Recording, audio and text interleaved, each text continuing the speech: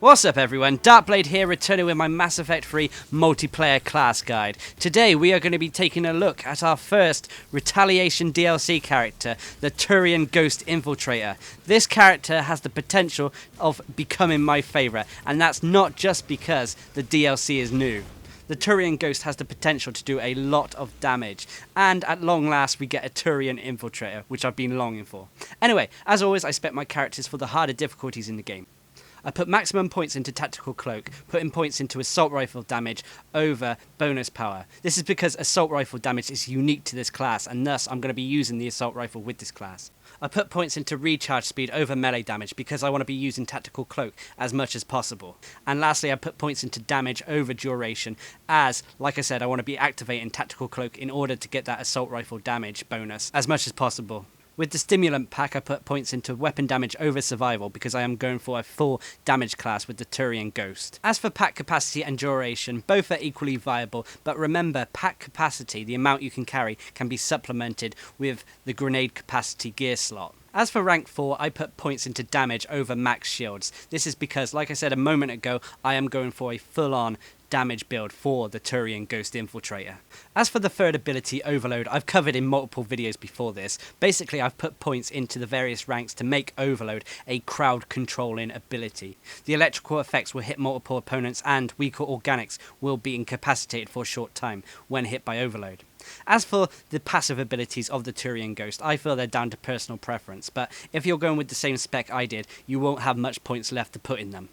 As for weaponry, the Turian Ghost has the potential to use any type of weapon, but if you're like me and put points into the assault rifle damage in the tactical cloak tree, then I would go with a good assault rifle, maybe the Cerberus Harrier or the Saber.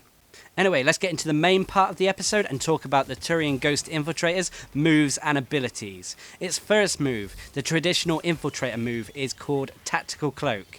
This ability allows you to cloak yourself and become pretty much invisible to nearly all opponents. When you activate Tactical Cloak as well, it also increases your damage output, thus it makes it a great offensive move. It's also quite a good defensive move, as if you cloak out of an enemy's line of sight, then they kind of lose track of you.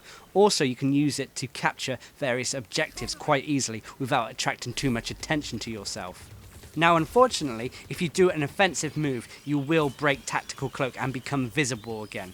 You just have to remember that every attack you make whilst you're cloaked and when you're coming out of cloaked will have increased damage. So when you've got a character with Tactical Cloak, always go cloaked before you make an attack on someone. However, in rank 6 of the Tactical Cloak tree, there is an option for bonus power, which allows you to use a second power without your cloak breaking.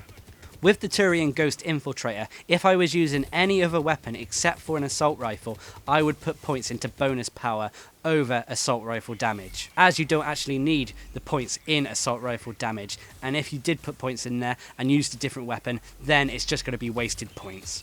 Now, if you're like me and put points into assault rifle damage, the unique talent for the Turian Ghost Infiltrator, you will want to use a good assault rifle and have a fairly fast cooldown timer, so you're able to use cloak as often as possible. The assault rifle damage talent in the Tactical Cloak tree allows you to do 20% more damage with an assault rifle for 10 seconds as soon as Tactical Cloak is activated. This is why you want to use Tactical Cloak as often as possible, so you're able to get that damage increase when you're using an assault rifle. Now, with the Turian Ghost Infiltrator, its second ability, Stimulant Pack, does not actually count as an offensive ability, thus it doesn't actually break you out of your Tactical Cloak. So you could potentially use Tactical Cloak and follow that up with a Stimulant Pack, depending on the situation you're in.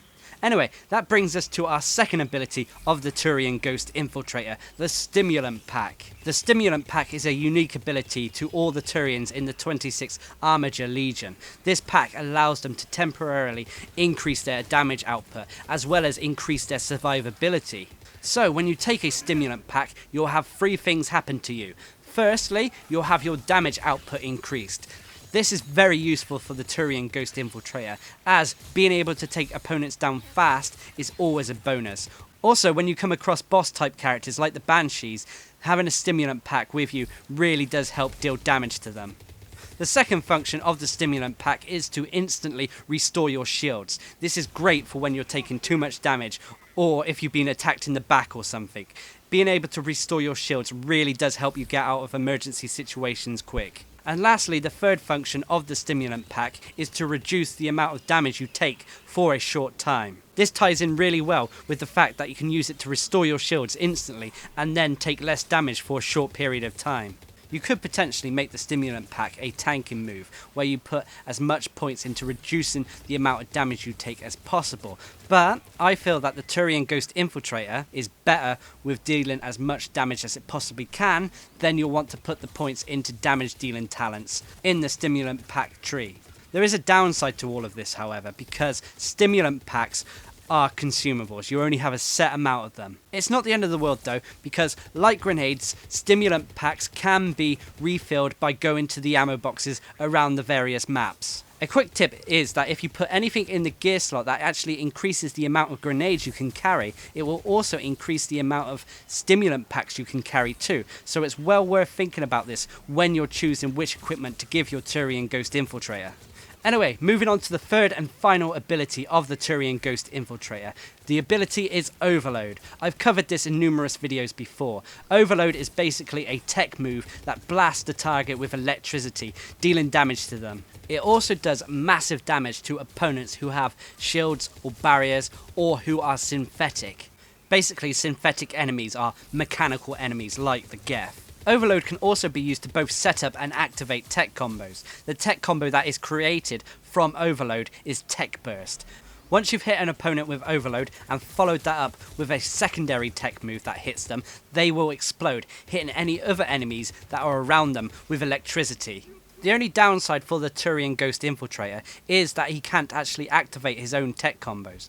If you want to do your own tech combos as the Turian Ghost Infiltrator, you have to use a ammo consumable. If not, you're going to have to rely on your teammates to activate your tech combos. Now the way I've set up my Overload is for crowd control. This is because I put points to make it a chain lightning effect where it will damage multiple opponents. It will also incapacitate weaker organic opponents too.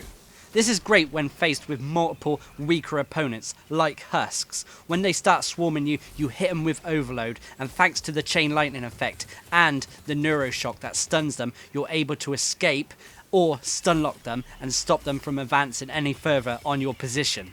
As for the passive abilities for the Turian Ghost Infiltrator, I always say these are down to personal preference. But what I did is, for the Armiger Legion, I put as much points as I could into reducing the weight of my weapons, just so the cooldown on my tactical cloak wouldn't be too badly affected. I didn't put too many points into fitness. You could potentially put 0 points into fitness. This is because of the Stimulant Pack being able to restore your shields. If you can manually restore your shields thanks to the Stimulant Pack, there is no point in potentially increasing the amount of shields you have.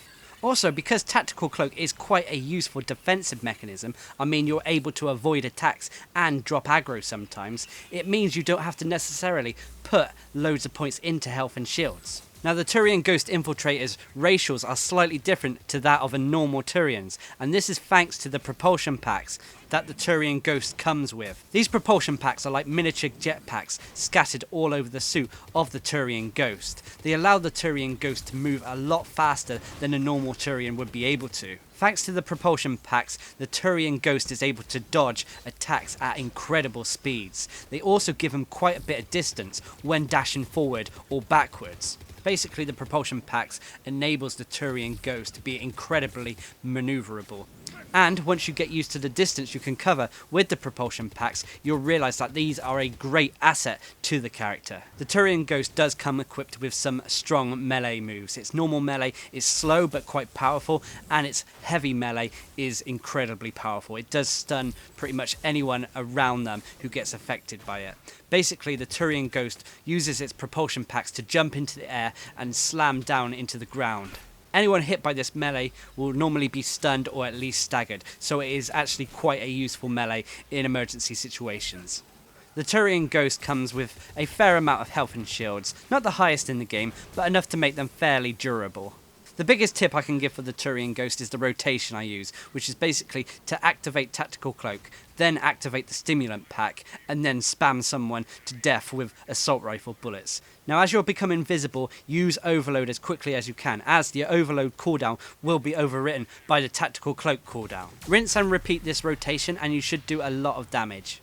Also, if you can, equip yourself with one of the tech-based ammunition consumables, and it might give you a chance to set up and activate your own tech combos. So, overall, thanks to its moves and abilities, the Turian Ghost Infiltrator is a great damage dealing class.